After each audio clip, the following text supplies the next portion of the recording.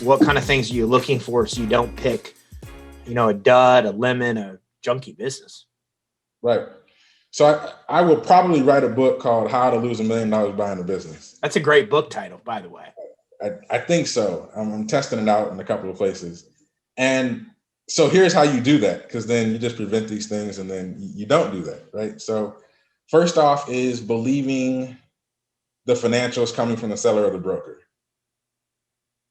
But that's the biggest one people do. I mean, and let me tell you 2 reasons why that's so easy to do and why that's so ill-informed to do.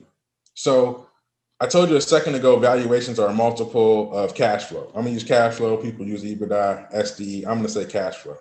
So what ends up happening is if I'm selling my business and I can convince you there's $100,000 of cash flow in that business that there's actually not, that I manufactured or misrepresented data to make you think, I don't get $100,000 for telling you there's $100,000 of extra cash flow.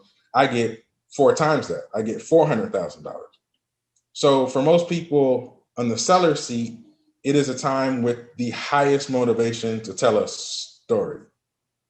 And so what that means as a buyer is you need to recognize that and say, I need to trust but verify everything in this financial package to make sure every single dollar of cash flow that's represented is actually real cash flow. And if you don't know how to do that and you're putting up $1 million, you'd be a fool not to hire somebody, M&A advisor, a diligence service like myself, to help you understand what is the true cash flow of the business.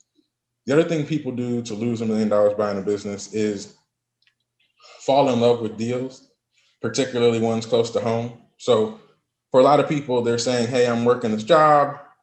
I know a lot of things. If I buy a company in my industry that's close to home, I can forget this boss thing, go by myself into my own boss situation and be a boss. And then you go find a company 10 minutes, 20 minutes down the road. You fall in love with it because it fits all your personal life goals. You stop looking at the financials, you stop looking at the operations, you start believing things that people tell you because it fits your life plan, and you get hosed.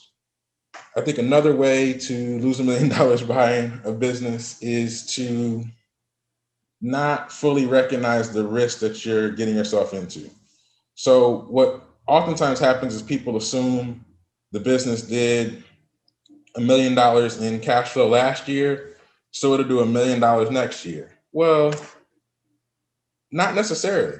So a lot of these deals, you kick the seller out of the business. He built the whole thing, hired other people. And so those employees may not work for you the same way they work for him or her.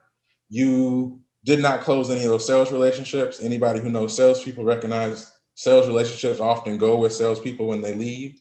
And so you inherit a business, you got 2 salespeople, and one of them already had conversations with the guy across the street because he didn't know who the new owner was going to be. He walks and half your sales go with him. Additionally, markets go up and down. You can buy a business and not realize something like COVID's coming, or buy a business and not realize that the industry was changing. So imagine buying into a cab company in 2013, right?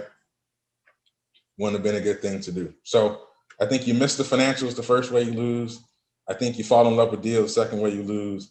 And the third way you lose is not to understand, mitigate, protect yourself from sort of catastrophic deal risk.